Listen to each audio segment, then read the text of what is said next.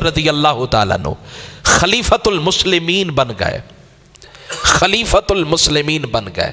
اور جب حضور کا انتقال ہوتا ہے، حضور کا وصال ہوتا ہے، تو علامہ عبد الوہاب الشعرانی الطبقات الکبریٰ کے اندر لکھتے ہیں، فرما غلب علیہ الحزن والخوف، فرما اللہ کا خوف اس قدر حضرت صدیق اکبر پر غالب تھا، اور حضور کی جدائی اور حضور کا ہجر اور حضور کا وہ فراق حضرت صدیق اکبر کو اتنا زیادہ آپ کے دل پر اثر انداز ہوا۔ علامہ شعرانی فرماتے ہیں حتیٰ کانا یشم، فرمایا حتیٰ کہ من فمہ رائحۃ الکبد المشوی، جب کوئی صحابی آپ کے قریب آ کر بات کرتا تو آپ کے منہ مبارک سے بھنے ہوئے گوشت کی مہک آیا کرتی، اندر سے بھنے ہوئے گوشت کی۔ آپ نے کبھی دیکھا ہو کہ جب گوشت بھونا جاتا ہے آگ کے اوپر، جب آگ کی آنچ پر اسے پکایا جاتا ہے، بھونا جاتا ہے، تو اس کی مہک کیسی ہوتی ہے۔ علامہ شعرانی فرماتے ہیں اللہ کی عزت کی قسم، جب صحابہ حضرت صدیق اکبر کے قریب آتے تو پھر آپ کے منہ مبارک سے من کبد المشوی، بھنے ہوئے گوشت کی مہک آیا کرتی۔ تو آپ سے پوچھا گیا حضور کیا وجہ ہے، مسواک نہیں فرماتے، یہ مہک کیوں آتی ہے؟ تو حضرت صدیق اکبر رضی اللہ تعالیٰ نے رو پڑے، فرمایا حضور کا جب وصال ہوا تو تم تو علل اعلان روئے، تم نے اپنا غم باہر نکالا، اپنے آنسو باہر لے کر آئے، لیکن میرے کاندھوں پر امت کی ذمہ داری تھی، تو میں نے اپنا غم باہر نہیں نکالا، میرا غم اندر ہے اور میں گھٹ رہا ہوں۔ دن بدن وہ غم اس قدر میرے اوپر حاوی ہو گیا ہے، غلبہ پا گیا ہے کہ اب میرا اندر کا گوشت جو ہے وہ بھول رہا ہے، اور میرے اندر کا گوشت، میری ہڈیاں گھل رہی ہے حضور کے ہجر کے اندر، حضور کے فراق کے اندر۔ چوں سوئے من گزر آری منے مسکین سے ناداری، فدائے نقش نالینت کنم جاں فدا یا رسول اللہ۔ حضور کرم نوازی فرمائیے، تنم فرسودہ جاں پارا زِ ہجراں یا رسول اللہ، دلم پج مردہ آوارا زِ یسیاں یا رسول اللہ۔ حضور کرم نوازی فرمائے، آپ کا صدیق جس کی ایک ہی خواہش تھی، میرے حضور نے فرمایا صدیق مجھے 3 چیزیں پسند ہیں، الطیب مجھے خوشبو پسند ہے، النساء مجھے عورتیں پسند ہے، وقرۃ عینی فی الصلاۃ، اور فرمایا مجھے نماز پسند ہے کیونکہ نماز میری آنکھوں کی ٹھنڈک نماز میں ہے۔ جب حضرت صدیق اکبر نے سنا، عرض کی یا رسول اللہ مجھے بھی 3 چیزیں پسند ہیں۔ میرے حضور نے پوچھا کون سی؟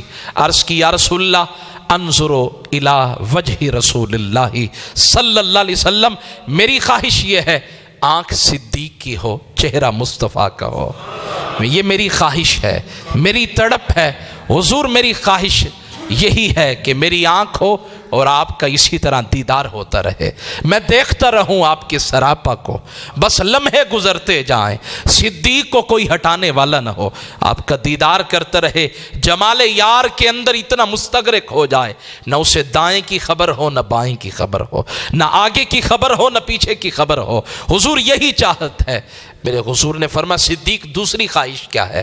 عرض کی یا رسول اللہ میں چاہتا ہوں مال صدیق کا ہو لیکن قربان مصطفیٰ کے قدموں پہ ہو جائے، یہ میری خواہش ہے۔ یا رسول اللہ میرا مال ہو، میں مالک ہوں، لیکن مجھ سے بڑھ کر میرے مال کے مالک آپ ہیں۔ یہ حضور کے جملے انسان کو تھر تھرانے پر مجبور کر دیتے ہیں، کانپنے پر مجبور کر دیتے ہیں۔ میرے حضور فرماتے ہیں میرے اوپر کسی کا احسان نہیں ہے سوائے صدیق اکبر کے۔ فرمایا صدیق کا احسان مجھ مصطفیٰ پر ہے، مجھے بتائیں حضور فرمائے کہ صدیق کا میرے اوپر احسان ہے۔ یا رسول اللہ کیوں؟ فرمایا جب سارا زمانہ جو ہے میرے خلاف کھڑا تھا، یہی صدیق تھا جو میرے سامنے سیسا پلائی کی دیوار بن گیا۔ حضرت صدیق اکبر کے بالوں کو، داڑھی کے بالوں کو نوچا گیا، آپ کو گھسیٹا گیا، آپ کو زخمی کیا گیا، اور حتیٰ کہ آپ کو میں یہ جملے بڑی جرت کے ساتھ کہنا چاہ رہا ہوں تاکہ آپ کو پتہ چلے کہ ایک حاکم اور ایک رہبر اور ایک رہنما بنتا کیسے۔ میرے مصطفیٰ کے لیے حضرت صدیق اکبر نے جوتے برداشت کیے، اور وہ حوالہ میرے پاس موجود ہے۔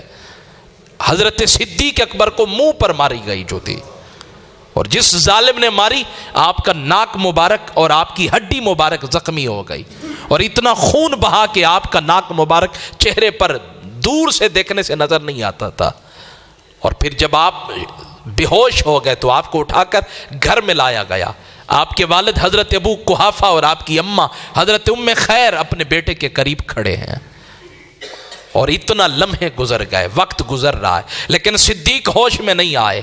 اور جب ہوش میں آئے تو کیا پوچھتے ہیں؟ ما فعل رسول اللہ، یہ بتاؤ میرے مصطفیٰ کا کیا حال ہے، محبوب دو عالم کا کیا حال ہے؟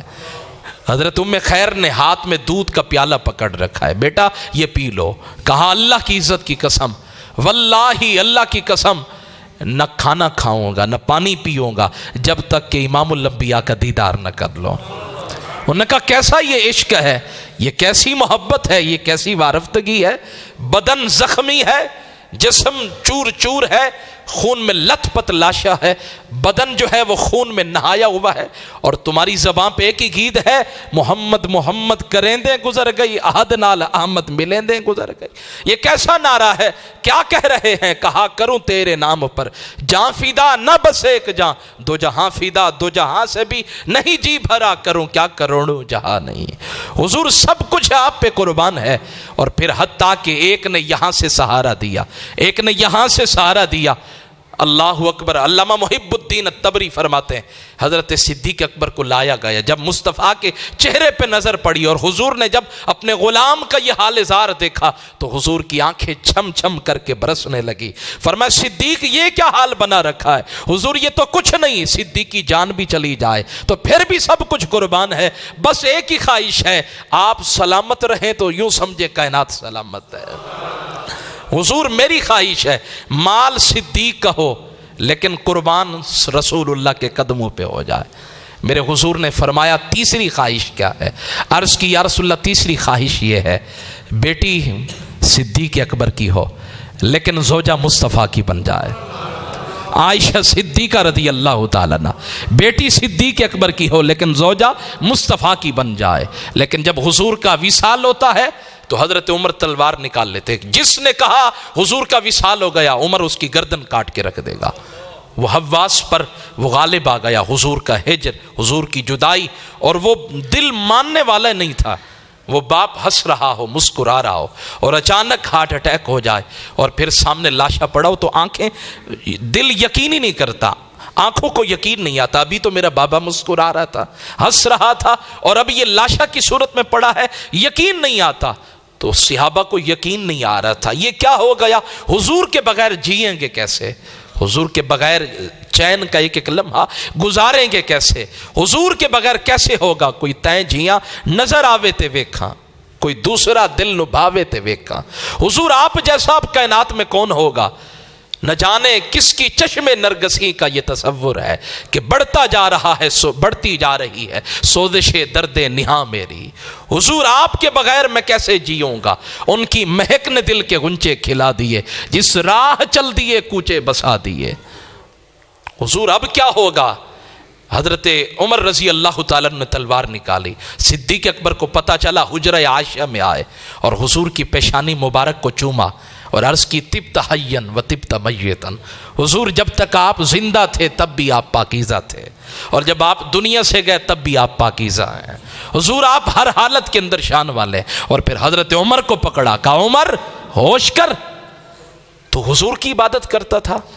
حضرت عمر نے کہا نہیں، کہا اگر حضور کی عبادت نہیں کرتا تھا اللہ کی کرتا تھا تو اللہ تو موجود ہے۔ قد خلت من قبلہ الرسل وما محمد الا رسول، کیا قرآن نہیں پڑھا؟ صحابہ کہتے اللہ کی عزت کی قسم یوں لگا یہ قرآن کی آیت آج ہی نازل ہوئی ہے۔ جب حضرت صدیق اکبر نے یہ آیت پڑھی وما محمد الا رسول، مصطفیٰ نہیں ہے مگر اللہ کے رسول ہیں، قد خلت من قبلہ الرسل، ان سے پہلے بھی تو رسول گزرے ہیں، اب وہ بھی تو دنیا سے جائیں گے نا، قانون خدا بندی ہے۔ تو اب سارے صحابہ رو رہے ہیں، صدیق حوصلے کے ساتھ کھڑے ہیں، لیکن وہی غم اندر موجود تھا۔ اور وہی غم اس قدر حاوی ہوا کہ آپ کا گوشت جو ہے وہ اندر بھننے لگ گیا، گھلنے لگ گیا. اور جب بھی آپ صحابہ سے بات کرتے تھے تو حتیٰ کانا یشم من فمہ رائحۃ الکبد المشوج، یوں لگتا تھا جیسے کسی نے جگر کو بھون کر رکھ دیا ہو.